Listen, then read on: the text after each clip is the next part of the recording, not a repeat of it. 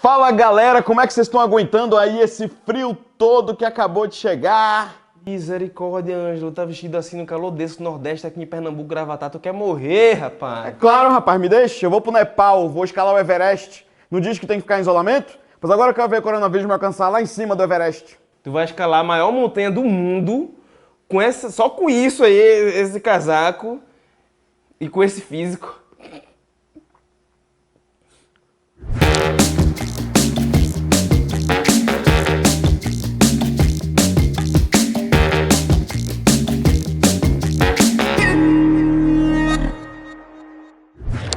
O Monte Everest tem 8.848 metros acima do nível do mar, ou seja, é a parte mais alta da Terra.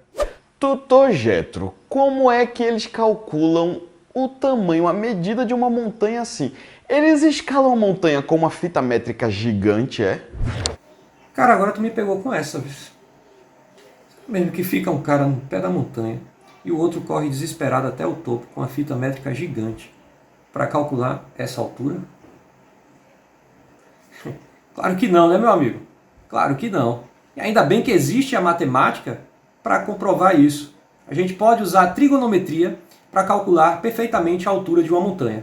E é justamente sobre isso que a gente vai falar na próxima aula. Espero vocês.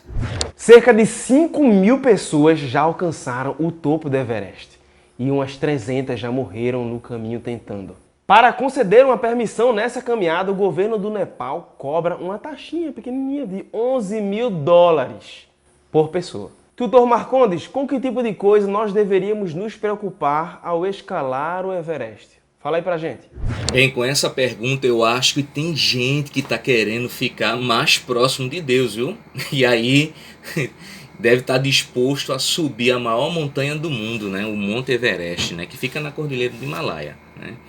Mas assim, se você pretende fazer isso, meus amigos e minhas amigas, vocês vão ter algumas dificuldades sim, viu? Eu cito duas delas. O próprio efeito da altitude, né, que vai influenciar a quantidade de oxigênio, e a segunda, que é a temperatura. Então, meus amigos, se você quer escalar o Everest, então fique atentos, porque em uma das nossas aulas a gente vai conversar melhor sobre isso, viu? Então, assim, eu desejo a vocês boa sorte e vamos continuar com essas perguntas que eu estou achando super interessante, ok? Tutor Elber, o que exatamente vai começar a acontecer comigo à medida que eu for me aproximando lá do topo do Everest? Porque eu vou chegar lá. E então, gente, quais são os devidos cuidados que a gente deve ter no caso de uma subida, de uma escalada para um monte de elevada altitude? Quando a gente vai para esses locais de elevada altitude, é comum a concentração de oxigênio ir diminuindo com o passar do tempo. O oxigênio, você já deve ter escutado na TV, ele vai ficando, o ar em si vai ficando rarefeito. O que seria esse ar rarefeito? É um ar com baixa concentração de oxigênio. E esse oxigênio, você sabe que ele é vital para a gente precisa dele para respirar, pessoal. Então, o que é que pode acontecer? Normalmente, a partir de altitudes acima de 2.400 metros acima do nível do mar, começa a aparecer os primeiros sintomas daquilo que é conhecido como mal das montanhas. Que sintomas são esses, Elber? Você pode ter náusea, você pode ter tontura, fortes dores de cabeça, dificuldade de respiração. E o que é que eu devo fazer, Elber, para evitar isso, para diminuir esses efeitos? A gente aconselha que no caso de subidas, né, de escaladas para elevadas altitudes, que esse deslocamento ocorra de forma mais lenta. Para quê? Para seu corpo se habituar, seu corpo se acostumar a essa baixa quantidade de oxigênio, gente. Então, faltou oxigênio, diminuiu o oxigênio, a concentração dele, teu corpo vai apresentar alguns sintomas, teu corpo vai dar alguns sinais. E detalhe, isso não é exclusivo da gente que é magrinho ou não malhado. Isso pode acometer qualquer pessoa. Beleza, gente? Valeu! O Everest fica na Cordilheira dos Himalaias, exatamente na divisa entre o Nepal e o Tibete.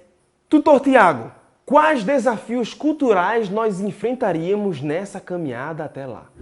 Cara, os desafios seriam inúmeros, né? Principalmente pelo fato de que é uma cultura do outro polo do mundo, né? Nós aqui estamos acostumados a entendermos e assimilarmos tranquilamente as culturas ocidentais, por assim dizer, né? O Ocidente, ele, por mais que cada país tenha as suas peculiaridades, mas assim, eles têm um conjunto de regras, de valores que são semelhantes, bem diferente dos orientais, né? Então, quando você vai ali para aquelas bandas ali do noroeste, nordeste da África, né? A Euroásia, aí você já pega a Ásia e pega toda aquela parte ali da Oceania, a cultura daqueles povos são completamente diferentes.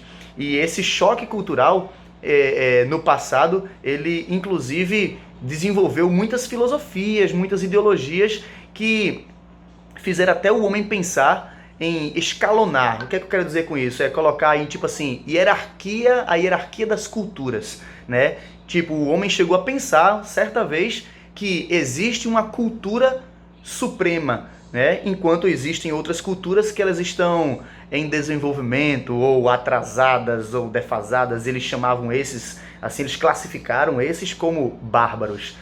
A gente precisa entender um pouquinho mais sobre isso, né? Pois é, a escalada do Everest não foi apenas uma aventura geográfica, mas ela também acabou sendo uma aventura que tinha muito conteúdo histórico, ideológico, político, econômico, cultural. Bom, a gente precisa estudar mais sobre isso. Valeu! Cada cultura tem seu jeito de contar os grandes feitos das suas histórias. O Nepal e o Tibete com certeza tem um deles, mas aqui o nosso jeito nordestino de contar os atos heróicos é totalmente diferente. Quem mostra isso pra gente é o Tutor Flávio. É isso aí, meu amigo Ângelo. E não é, bichinho, que tu tá muito certo? O nordestino tem um jeito peculiar de contar e de fazer histórias. Nós vamos mergulhar no universo do cordel. Nós vamos entender toda essa estrutura fantástica de uma poesia que vem encantando gerações. Nós vamos descobrir a origem, essa origem desse cordel. Nós vamos descobrir como ela funciona. Nós vamos ter acesso a exemplos de cordéis. Nós vamos ter a oportunidade de, em uma oficina, começar as primeiras escritas do seu cordel, querido aluno. Então nós vamos, a partir desse estudo, mergulhar nesse universo literário que faz parte de toda uma região rica em cultura, uma região rica numa linguagem única. Então, através do cordel, nós teremos a oportunidade de versificar, de rimar, de construir uma poesia única. Aguardo vocês. Talvez você nunca vá ao Everest, mas você tem montanhas em sua vida que você precisa escalar. E quem fala um pouco sobre essas montanhas pra gente é o pastor Tiago na meditação que você vai assistir daqui a pouquinho. E olha só, depois da meditação não esquece, hein? As tutorias técnicas estão aí para você e também os exercícios que você precisa fazer.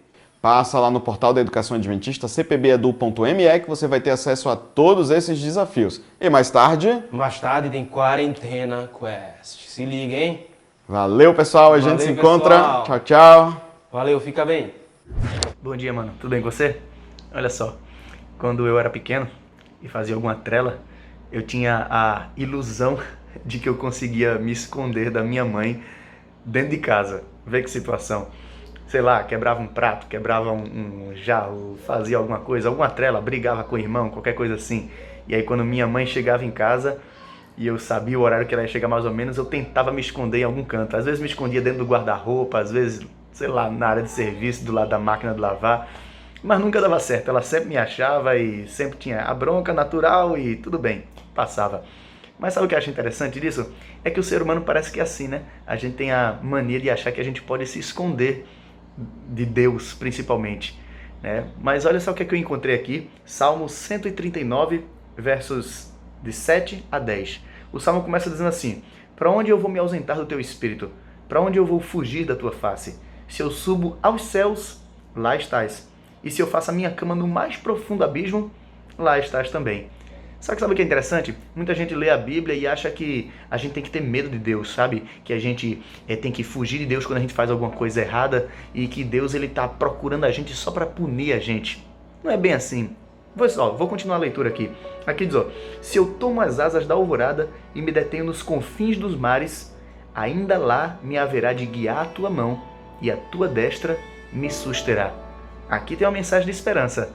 Deus não é um Deus que ele fica atrás da gente para punir a gente. Pelo contrário, ele fica atrás da gente para salvar a gente, para guiar a gente, para conduzir a gente pelo melhor caminho. Então que tal hoje a gente se segurar nessa promessa e agradecer a Deus pelo fato de que em qualquer lugar que eu vou, posso subir no Monte Everest. Deus ele vai estar lá, cuidando de mim e querendo me sustentar. Vamos fazer essa oração? Nosso Pai, obrigado, Senhor. Queremos fazer essa oração, ó Pai, para Ti, apenas para Te agradecer pelo privilégio que nós temos de termos um Deus que corre atrás da gente só para nos salvar. E não adianta o buraco onde a gente se meteu ou a montanha que a gente escalou. O Senhor vai estar lá nos guiando, nos conduzindo e também pronto para nos socorrer. Hoje nós Te louvamos, Te agradecemos, Te pedimos por um dia de bênçãos hoje, em nome de Jesus. Amém. Que Deus Te abençoe, irmão. Bom dia.